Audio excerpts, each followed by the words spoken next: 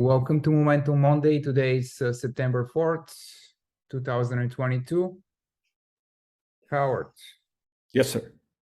have you been doing any trading, or you're just enjoying the summer?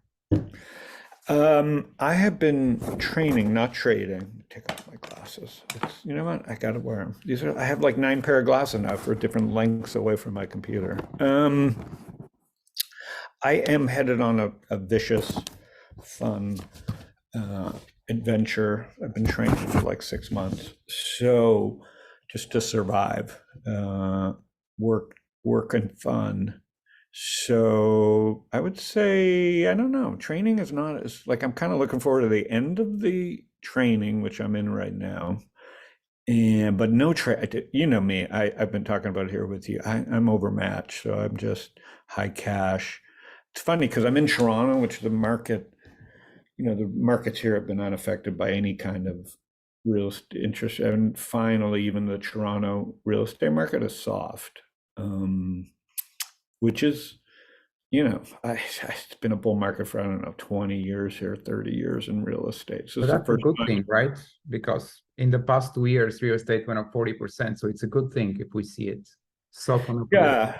Yeah. I mean, I don't know, good thing, bad thing. It's not fun to see prices go down. Like people, like, you and I can survive, but most people just have not seen this.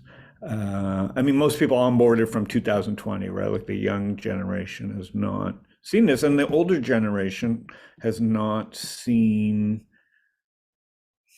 again, I hate saying the word inflation, but it's inflation, right? Like I don't feel as much as the average person, but there's this massive amount of inflation all over the place, right? Like depends on what business you're in. But you combine that with high, but yet the rates, the difference between the Fed rates and the inflation rate is still so huge. And in Europe, it's huge. So it's really a dollar and interest rate. All I'm focused on and watching is the US dollar and interest rates. And because I'm in my head, it's like be 50 to 70% cash with my growth investing, based on where this dollar is and where interest rates are. Like I need both to reverse course. And you'll see it in you're a macro guy. I'm not a macro guy, but there's a point that the macro is screaming.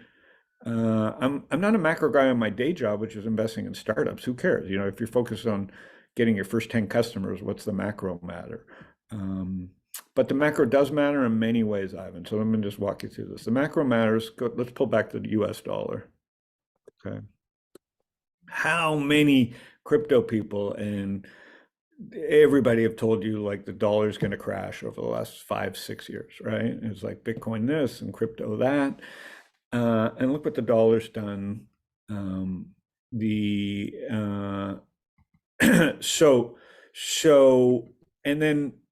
then interest rates. So the dollar should stay strong as long as the Fed's raising rates, because we're so far ahead of where the Europe is in terms of their reaction to this inflation. Plus we have energy, they don't. So we are the strongest house in what is a global shitty neighborhood right now, right? Like it's great to be an American citizen at this point, if you're middle class and above. And doesn't, if you're not rich in Europe, it's tough. If you're not rich anywhere else, you don't have mobility. So US dollar remains strong. Interest rates, on the other hand, are just going to crush, the spirits of speculators, because it creates competition for dollars for your investments, right? If interest rates, you can get risk-free T-bill rates at 2-year rates at 4%, 3.5%. It's different than 0%, which we were at 6 months to a year ago. So that's just pressure for the extra investment dollar. Where does that come out of? Growth. Okay, so if we look at the QQQ, which is where I hunt and fish, what's the point of hunting and fishing when I believe that rates drive this? So I'm just watching rates to see when rates, again, I don't have to catch bottoms. So I'm looking for relative strength. Long story short, Ivan. So now you tell me what, I mean, how do you see anything good here, medium, short term, long term, like that chart right there? I mean, what I'm seeing is mostly bearish price action, just from various angle. It's just bearish. Like if we zoom in to a daily perspective, you can see we have an increase in distribution days. Here, look at that Mhm. big red volume bars. Mhm. We see that typical bearish market price action where we have like a slight gap up, green open, and then a weak close. Multiple days in the past 3 weeks. We saw all major indices kind of, they had a couple months summer rally, they rallied to their declining 200-day, and then they found resistance and then been pulling back since then, both small caps and large caps. The Qs That's so heavy. didn't I mean, even just technically, that's so heavy, Ivan. yeah. That's brutal. And lately, I also noticed that correlations have gone up a lot, like stocks have started to move together again, which is Uh-huh. basically one of the signatures of corrections. And Mhm. market sentiment is shifting back to bearish. Like just a few weeks ago, it was normal to see companies miss earnings estimates or guide lower, and they would gap down, but they would quickly recover and even rally. And we saw so many examples this earnings quarter, at least short term, they recovered. But in the past week or so, I'm noticing the opposite, that both positive and negative earnings surprises are starting to get sold, Yeah. which to me, this is the shortcut to understanding current market sentiment, is how the market is reacting to earnings, to Yeah. both good and bad reports. Yeah. And lately it's been selling them, all of them, indiscriminately, which just comes to show that the risk appetite is quickly disappearing, and people are raising cash probably, or maybe buying T-bills just like you did.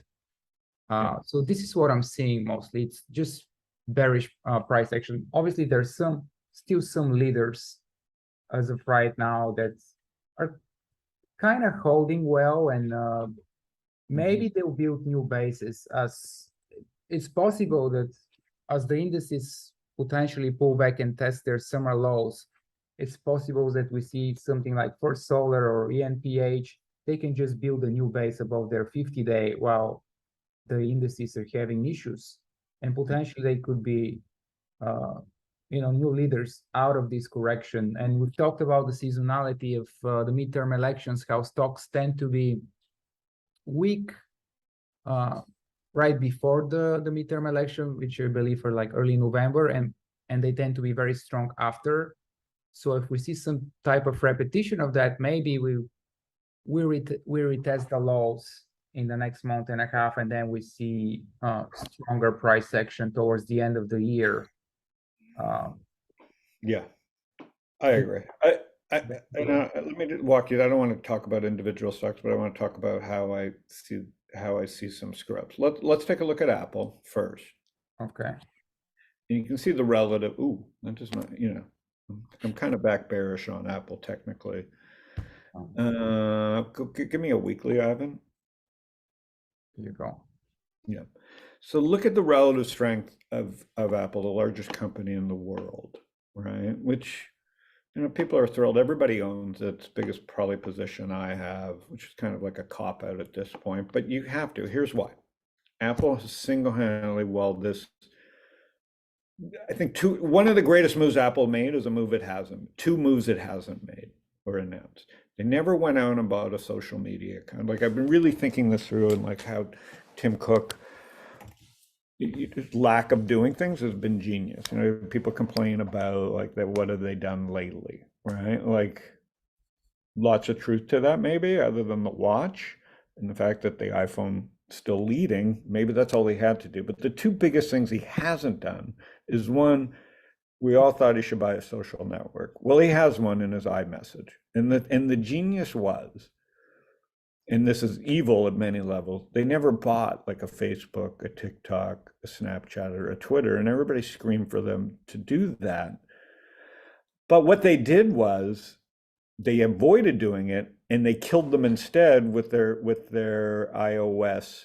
So let's just pull up Snap and Shopify to give you two examples of markets that Apple destroyed. If we look at Snap, their mistake was not diversifying, much like Peloton or any great company that has a high currency stock price. But Snap was not big enough to withstand the changes to the Apple advertising privacy rules. Like 90 to 95% of people opted out of those Facebook, Snapchat, Twitter ads. Facebook is a much bigger company. You can see what it did to Snap. And then we look at Shopify.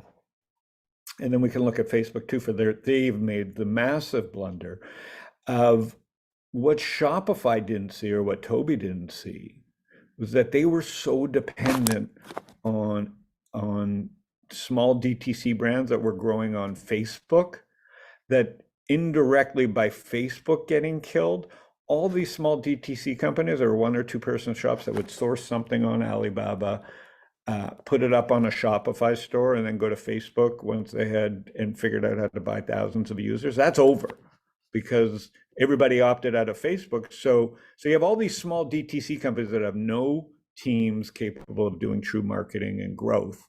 And their one growth engine was taken away in Facebook. So Facebook's big blunder in all this is Zuckerberg should have been explaining to Congress and the media that while they were hated for their streams and news and data selling, they were so vital to small business in terms of customer acquisition that Apple has completely shut down this economy. And you have to know that Apple knew that. Meaning, let's go back to Apple now. Until Apple launches their own growth engine, their own ad network, where you can and let these companies back in or launch their own competing way for DTC companies and small business to grow on their ad platform. Small businesses decimated on the software side. And what Zuckerberg failed to do was explain that. What Toby at Shopify got caught with, without noticing, is how reliant he's been on Facebook and Snapchat for growth, all these small businesses. So Shopify.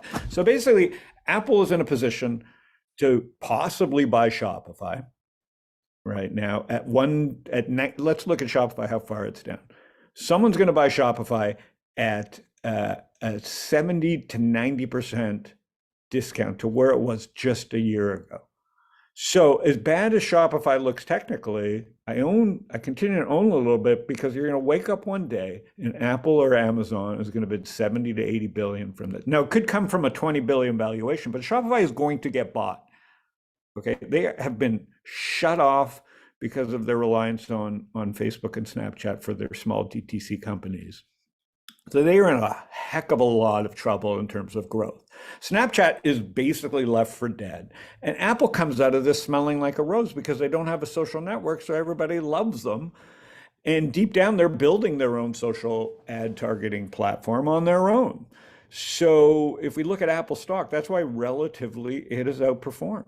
So you're saying Apple is the only winner here? Everyone else Well, it's been the only winner. And until Apple eases the foot on the throat of Facebook or launches their own way for small businesses to grow in a digital way, the economy below them is going to suffer. And really, they're a consumer company. So as long as people can buy phones and watches and subscribe, but like Shopify and Facebook really screwed up by not explaining how evil Apple is and how really important those products were for small business growth, at least digitally. So that is a huge problem. We've sacrificed what we think are the companies we hate, or these big tech companies, for the sake of Apple. And Warren Buffett is laughing all the way to the bank. So kudos to people that own Apple, but at some point this will also drag down the economy, which it is, and hurt Apple too. And Apple's trading, I think, back below the, Microsoft's below. Is Apple not back below the 200-day moving average? Yeah. Yeah. So anyways, you got to be defense. If I could share my screen, Ivan, with 3 more charts and then I'll let you finish up here. I'll stop sharing and then you share. Yeah. I'm going to share my screen. Can you see it? Yeah, All right, so let me look at, do you see this first chart here? yeah, All right, so let's take a look at the S&P 500 is closed below its 200-day moving average for more than 100 trading days. This is a long, Joe's a great trader. That is 100, the longest streak since 2000, since 2008. So if we go back to 2008 here, I'm circling it. Do you see it on the chart? yeah. We can see how painful it got below the two. Bad things happen when you're below the 200 days. We can see back in here in an '08, and when it broke here, beginning of 2022, and then we tested it and it's crashed again here. So bad things happen. Obviously, bottoms form when we're below the 200-day. That's just history, right? Like stocks will bottom one day and they will be below the 200-day. But like you are in so much danger here. Plus, the damage isn't so bad. Like, if you're along the S&P, you're only down 17% from the highs. If you're just in an index, so it's not the end of the world yet. Yeah. So a lot of damage could still be out there in this next phase of the bear market in terms of index damage, and that's very much hidden in Apple. It's hidden in Microsoft. It's hidden in who else? Maybe I don't know who else the top five. Tesla or something like this. Yeah. Yeah. I So mean, it's they so don't it's have really hiding there in plain sight. Mhm. And so there is a little bit, and I've said this before, the best thing that can happen to this market potentially is a wipeout in Apple. 20, because now it's so on an island that you would, if Apple warns and is down 20%, we can finally we can finally look to other stocks and see if there's some relative strength, right? So until we find out what happens in this world when Apple pre-announces or Apple misses, we don't really know what to do in tech. So I really feel this is an important chart. The next, and so you've got to be defensive when you see this. You want to chime in on this one quickly, Ivan? Yeah, I mean, basically the definition of a bear market is how long you spend under the 200-day moving average. That's my definition. Okay. And once you spend more than 3 months, you are in a real bear market. Yeah. Yeah. And this is when you have to, be a little bit more protective of your Yeah. capital. Yeah. Yeah, Yeah. that's Especially because you get tired and you just start holding things, and it's okay to hold some things as long as you're not buying the dips on them. So Shopify, the pain is real. The mistakes have been made. Shopify is not going away, but even they don't understand.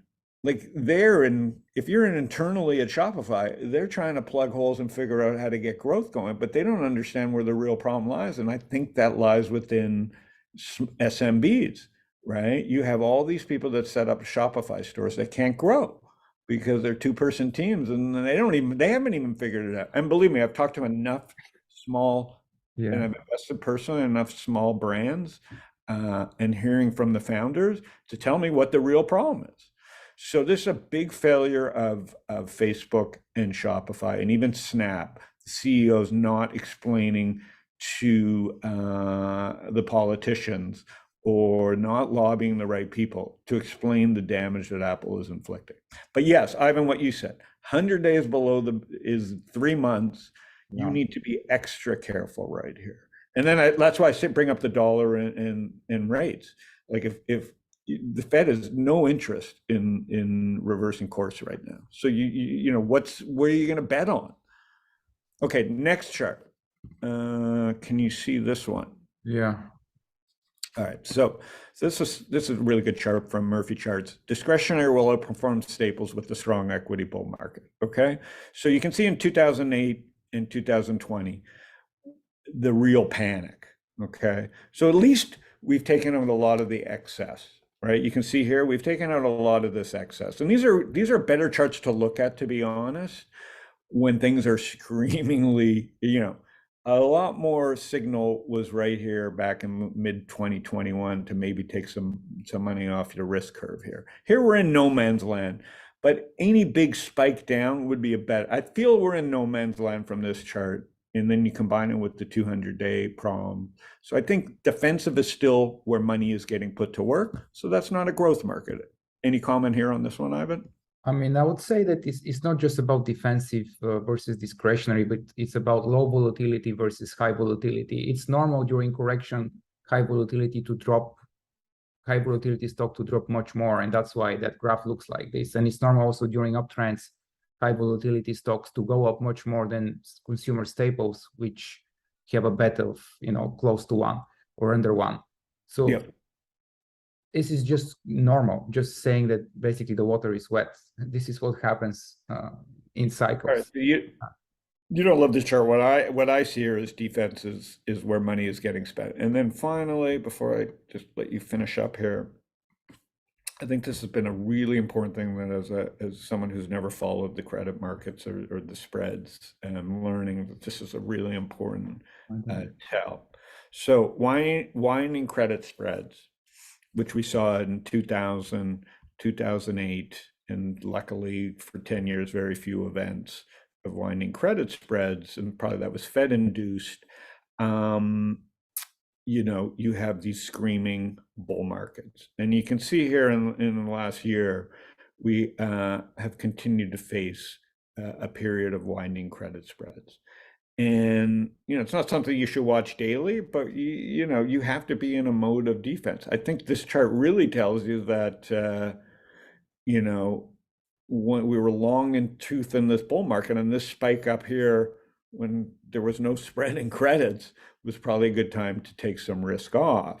So right here, I feel like, you know, with rates rising and credit spreads rising and junk bonds accelerating weakness, you have to just be careful. Doesn't mean I recommend people getting short. I just say, you know, wait for, and you and I talked about this on, you know, it'll solve it when we see prices starting to break out, when we're a long way from that. But for any inkling of when to put on a next wave of capital, I would love to see more crash-like panic. And we're not even close to that. You know, in 2020, it was, you know, it felt like the world was going to end based on, you know, the VIX being 70 and 80. Right now, with the VIX in the mid 20s, it's elevated. Don't get me wrong. It's, you know, in a normal market, this would be fun to be, but we have been persistently in the 20s now and 30s for months. And so now we're in the low end of that range, and it just feels like there needs to be more panic based on the macro. And any thoughts on this one before we I agree. I mean, the best thing that can happen to the market right now, to the stock market and to the real estate market, is basically having another 20% drop. I'm not calling for it, but I'm saying that something like this would basically reset valuations, and that maybe higher interest rates wouldn't matter at that point when valuation. They wouldn't, because there is some point where the Fed is, they can't afford to have rates so this high. We'll go broke, like everybody will go broke around us. So the game is in danger zone. The other side of this bear market will be good. But I think the last real big problem that needs to be solved right here, at least for the tech market, is Apple is eating people's lunch under the auspices that the consumer. Let me unshare my screen. Hang on, buddy. Yeah, you're not sharing anymore. Let me share mine. All right. So I think my biggest concern here, Ivan, is Apple, right? Like, they're the last shoe to fall. It is the best company. They are the market right now. Yeah, they are the market, and they're masking an incredible amount. And listen, I hope I'm wrong, and Apple goes to all-time highs, and the rest of the market goes with it, and there's lollipops and balloons for everyone. But there is so much trouble hiding in this Apple stock price for somebody. And I think we won't know more until Apple trades at 100 or below. And I'm not hoping for it. I'm just saying we can't know more, because right now Apple's destroying the will of startups. What's that? 100 is the 50-month moving average, which has acted as support over the past couple of decades, basically. I don't see how we're in a vicious technology bear market, and this stock is still 35% away from its long-term moving average. Only 15% down from its 52-week high. So Apple has, like I said, Tim Cook, what he's been genius in is two things: not competing against Tesla. I really think Tesla was crazy in buying Twitter versus trying to take a shot at Apple. But you know, Elon Musk is Elon Musk. But Apple's second genius was not buying a social network. So good on them. But at the same time, you know, it's not helping at this point that Apple's eating everybody's lunch. From a consumer, I love it standpoint, but from someone who invests in tech, it's like I don't know how you compete. We're all beholden to the App Store and what Apple does. So those are my macro-ish shots. I hate being macro, but there's no point in picking stocks right now when the odds of being right is just too hard.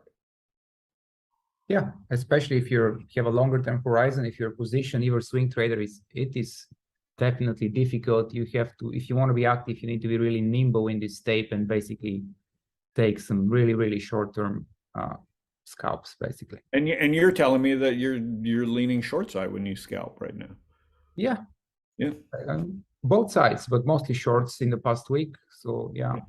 I mean, all right. Well, sorry for boring everybody, but I wanted to get some of these thoughts off my chest. And do you understand what I'm saying? Does any yeah, of this absolutely. make sense? Yeah. Ivan, as someone who doesn't care about the stuff that I think about, does this even make sense to you, what I'm saying? Oh yeah, absolutely makes sense.